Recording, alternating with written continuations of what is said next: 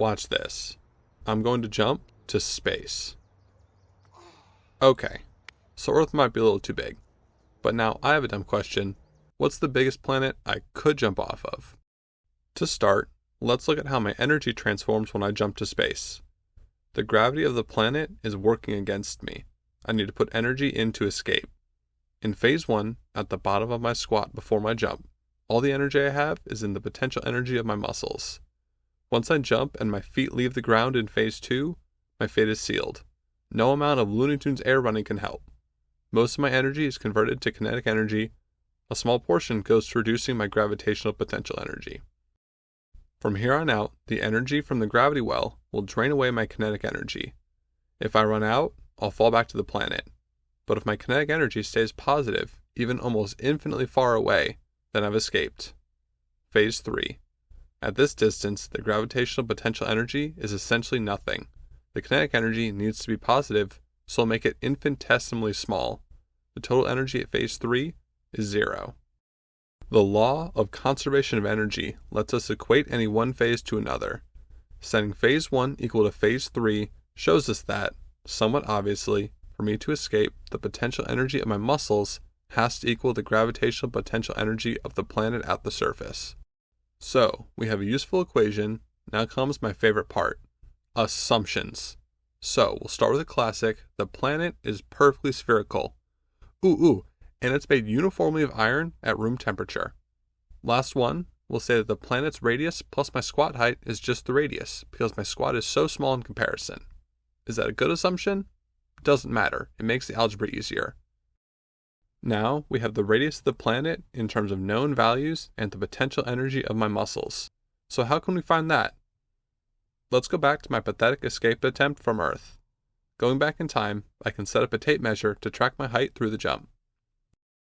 The key will be the height change of my center of gravity from the bottom of my squat, phase 1, to the top of my jump, phase 3, which I measured to be 37 inches or 94 centimeters.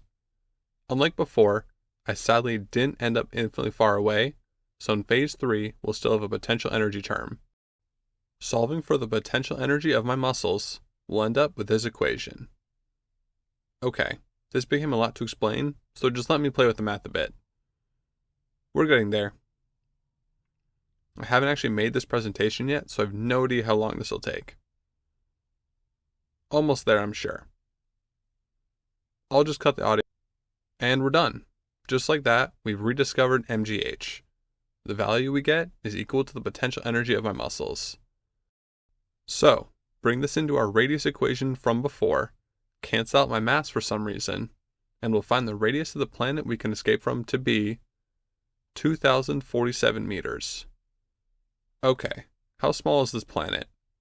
The entire surface area of the planet is 20 square miles, or about half the size of Disney World. If you dropped a ball from 5 feet up, it would take 26 seconds to hit the ground. If you're standing at the start of a 100-meter track, the finish line would be over the horizon.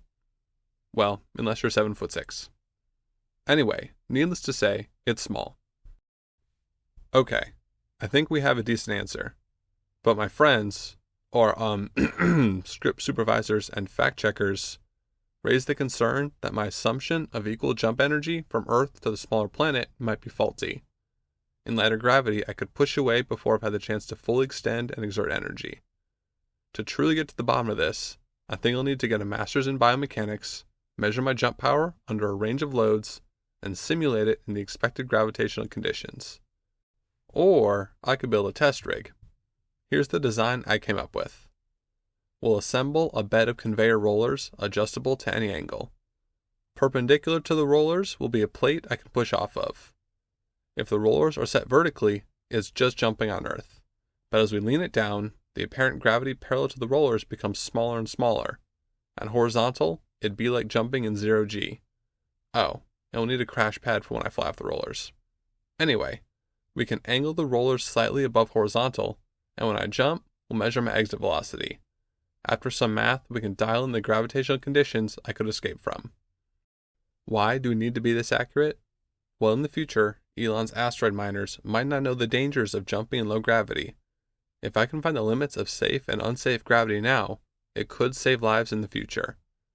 So, driven by the clear need, let's build it. It'll be $800 for a 3-foot by 10-foot roller bed, $400 for a crash pad, and we'll say, I don't know, $1,000 for the frame. Yeah, I don't make enough for this yet. But one day, if I do, I'll build it and find out once and for all. Hopefully, before the asteroid miners deploy.